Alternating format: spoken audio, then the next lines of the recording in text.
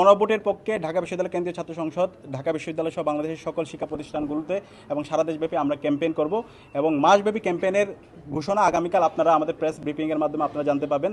এবং আমরা যে নির্বাচন হতে যাচ্ছে, নির্বাচনটি এটার দিকে সারা বাংলাদেশের সকল নাগরিকরা তাকিয়ে আছে, সারা বিশ্বব্যাপী তাকিয়ে আছে। সুতরাং এই নির্বাচনটা যেন অবাধ, সুস্থ এবং নিরপেক্ষ হয়, সে জায়গায় তাদের দায়িত্বশীল আচরণ করতে হবে।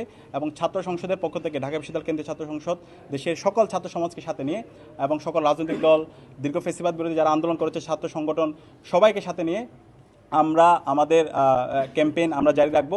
আমরা ইতিমধ্যে আমরা আপনাদেরকে বলেছি এই নির্বাচনের মাধ্যমে আগামীর বাংলাদেশের ভাগ্য নির্ধারণ হবে। এই গণভোটের মাধ্যমে বাংলাদেশ রাষ্ট্রটা কিভাবে চলবে।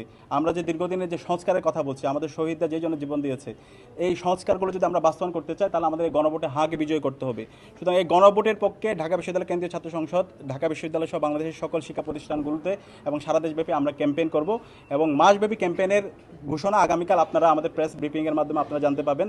এবং আমরা বিশ্বাস করি দীর্ঘ ফেসিবাদ বিরোধী আমরা যারা আন্দোলন করেছি, আমরা সবাই এই গণভোটে হাঁকে বিজয় করার জন্য, হাতে সিল মারার জন্য এবং আগামীর বাংলাদেশের ফেসিবাদী কাঠামোকে ভেঙে চুরমার করে দেওয়ার জন্য এবং নতুন রাজনৈতিক সংস্কৃতি বিনির্মাণ করার জন্য এবং গণতান্ত্রিক একটা স্থায়ী রূপে আমাদের এই দেশকে নিয়ে যাওয়ার জন্য আমাদেরকে এই গণভোটের জন্য আমাদের গণ ক্যাম্পেইন করতে হবে। তো আমরা আশা করছি সকল রাজনৈতিক দল, ছাত্র সংগঠন, সিভিল সোসাইটি সবাই আমরা ঐক্যবদ্ধ হবো, আমরা আমাদের কাজ জারি রাখবো।